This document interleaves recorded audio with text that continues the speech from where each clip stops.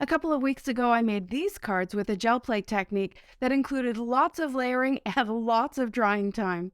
A few of you asked about the process and why I needed so much dry time, so I decided to see if I could get a similar look in a different way.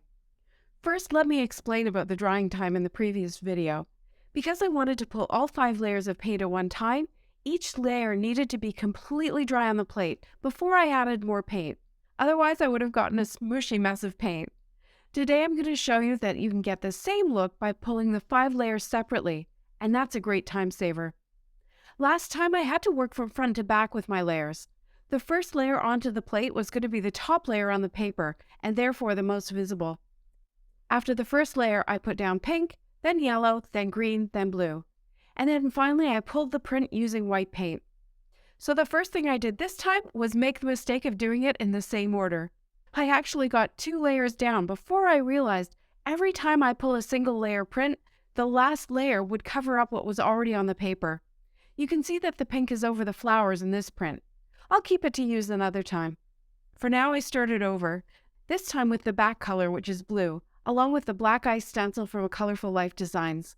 One of the things I'm changing slightly from last time is that I'm going to use bolder colors of paint. I felt like a couple of them got a bit lost in the process.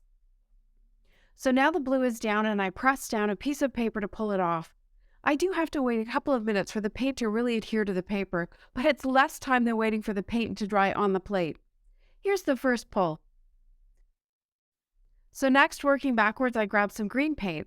This is also bolder than the green I used last time, but again, I'm using the 6x6 inch Emblem stencil, which is easy to move along and line it up to fill the full 5x7 gel plate with the pattern. Here's my blue paper, and while I won't get it placed precisely in the same spot, I am using the grid lines on my work surface to kind of line it up approximately. There are tools for lining things up exactly, a bit like the old Stamp-A-Majig, but I don't have one. Again, I gave it a couple of minutes for the paint to adhere to the paper, and then I pulled it up. You can clearly see how the paints are opaque enough to layer up clearly, without any blending. My next layer is a bright yellow and a stencil with smaller openings. This time I noticed that it took quite a while for the paint to transfer, and my theory is that it's because the paper is actually quite wet with paint, making it slicker and harder to grab the paint from the plate. Another thing supporting my theory is that while you can see that the yellow is a separate layer from the green, it's not standing out quite as bright a yellow where it's on the green as it does where there's blue or white spots. Maybe I didn't wait long enough between the green and yellow and they're blending just a bit. Next, it's time for the pink layer with a stencil that actually has lots of different sized holes. The really small ones actually make it a little tricky to get the paint through with the brayer. So I added a bit more to get it down into the holes, but then I lifted off quite a bit from the top of the stencil and I rolled it off on a scrap piece of paper over to my left.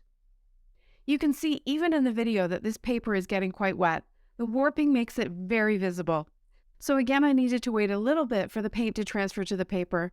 I just keep checking on one corner, and if I can see paint right on the gel plate, I know it's not dry, and I press the paper back down and wait another couple of minutes. So here it is just before I do the flower layer. I'm getting a very similar look to the cards I made a couple of weeks ago with the one pull method, but it's definitely taking less time. I laid the final stencil down on the plate, keeping in mind that I'll be cutting the cardstock down into 2 panels, so I want to think about where that dividing line between the two will hit that middle flower. This time I blended some very dark navy ink through, again working it down into the narrow areas of those petals and stems. And once I had good coverage, I put my panel down for the final time and gave it a good few minutes for the paint to transfer.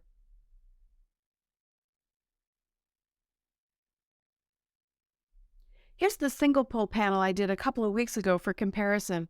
Very similar look, except that I used some bolder colors today.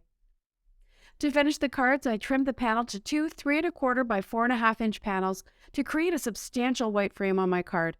And then I kept it really simple with some white die-cut sentiments.